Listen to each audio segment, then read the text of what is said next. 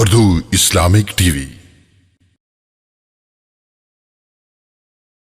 ایک عورت شوہر کی اجازت کے بغیر اپنے گھر سے نکلتی ہے، بالکل ناجائز ہے، حتیٰ کہ فقہاء نے لکھا ہے اگر اس کو